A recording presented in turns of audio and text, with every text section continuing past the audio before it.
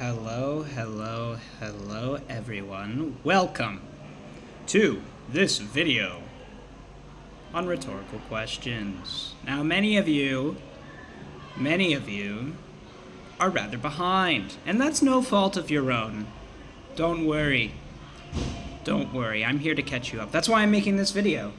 I am making this video for the classes that I have who are just a little bit behind, whether that be school holidays, whether that be, being out sick. I was out sick for 1 week, so I missed a class or two. So I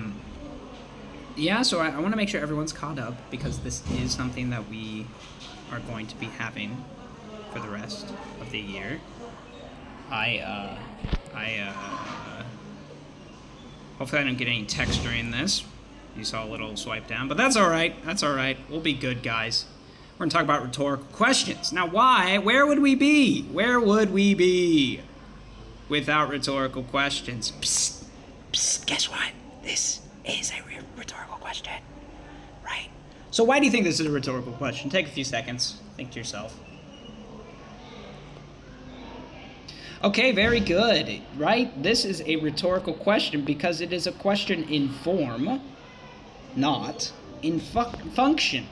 Look, let's look back at this.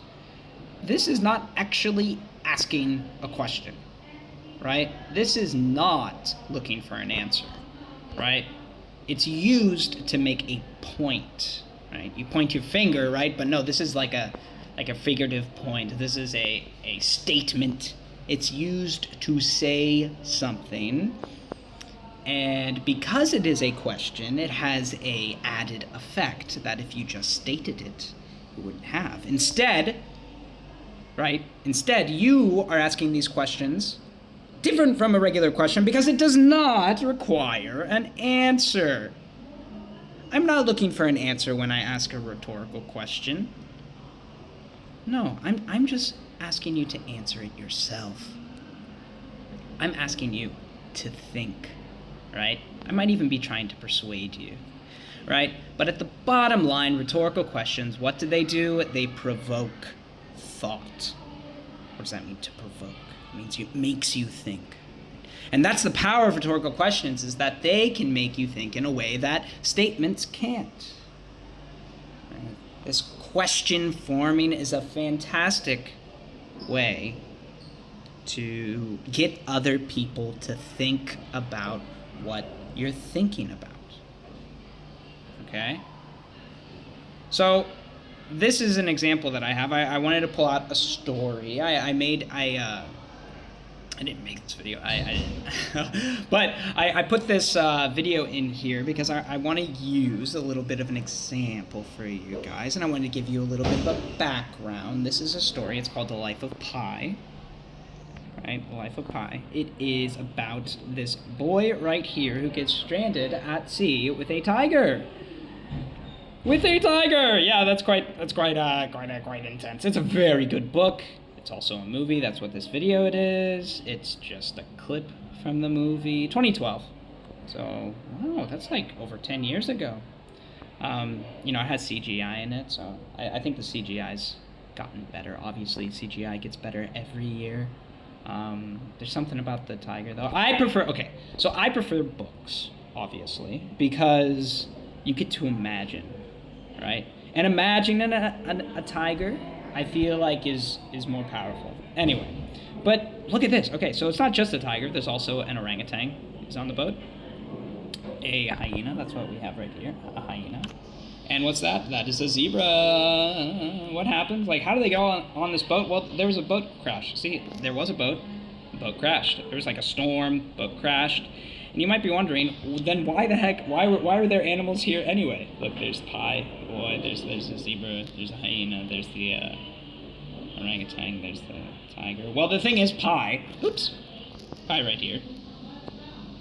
He 16 years old, and his family owns a zoo. They are moving from India to Canada.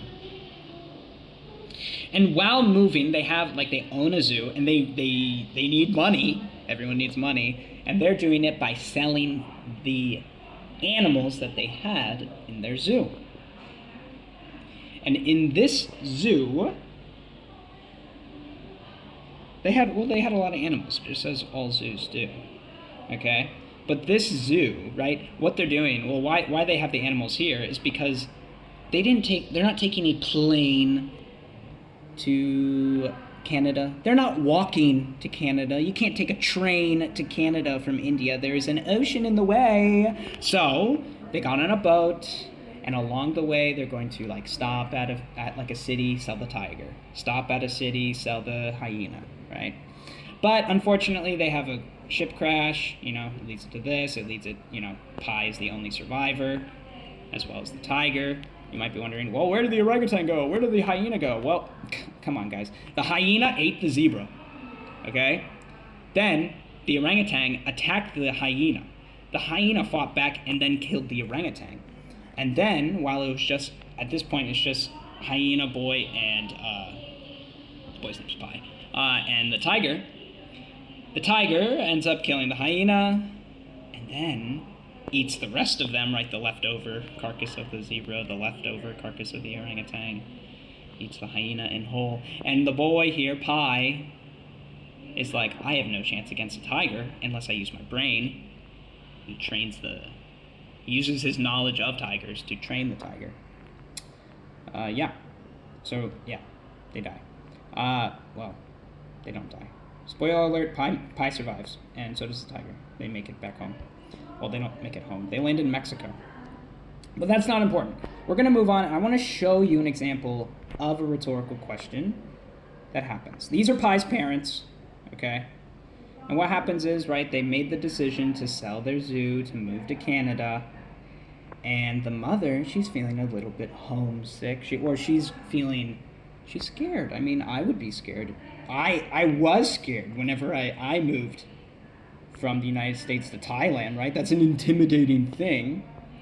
And the mother here, moving to India to Canada, she's also, she's having a reaction to this. And reactions are hard to explain. It's hard to say what you're thinking. And sometimes it's easier to do it through a rhetorical question. That's what the mom's doing here. Here is a snippet from it, right? They're talking about going to Canada, and the father's like, and she says, well, we should get a pack or two, right? We should get a pack or two. We should get some cigarettes.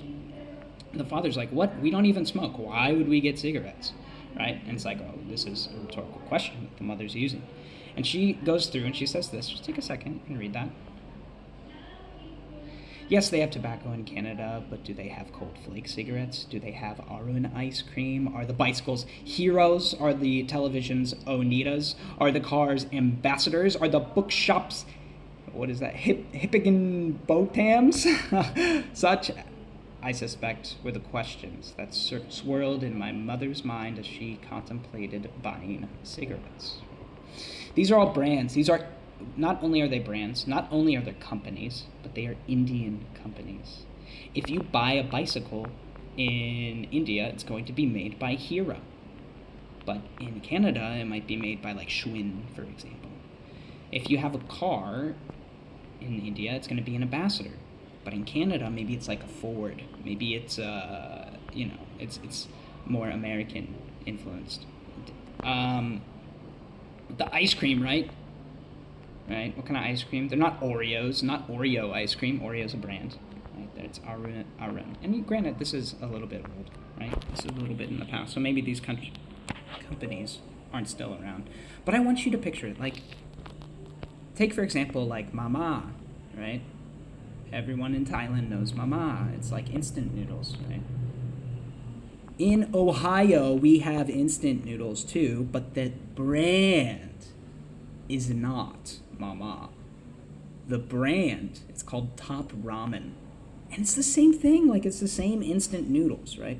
So why then?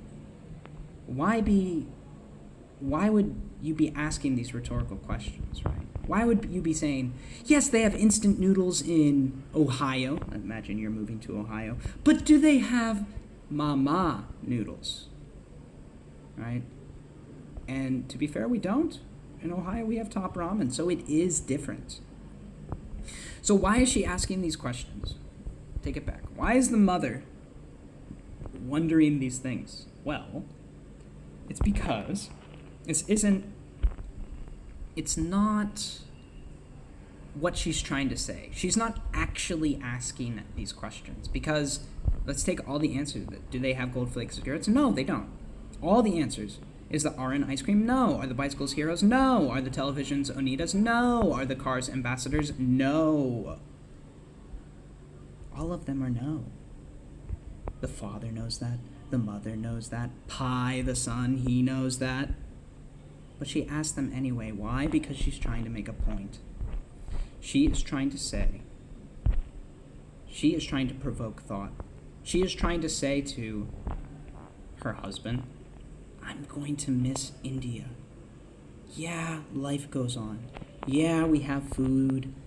We're still going to have food. We're still going to have cars. But it's not going to be the same.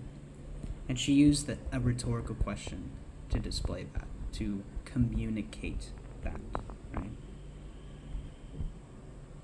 And that's the big thing that I want to talk about with rhetorical questions, is that they are not real questions. They act like questions. They look like questions, but they are not real questions. They are simply a way that we can open a conversation in a thought-provoking way. Look, the bottom line is to provoke thought.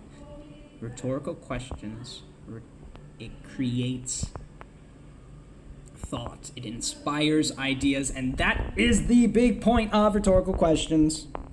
That is the big point. That has been my little debriefing, or I should say my little tidbit, my little crash course in what a rhetorical question is. I hope you have a better understanding. If you have any questions, please let me know. I will also be providing you with a little bit of practice that I'd like you to do on your own. Please come to me with any questions that you have. Awesome. Thanks, folks. Saudi krap. And what is it? Zaijian, right? That's how we say it, guys. Goodbye. Take care.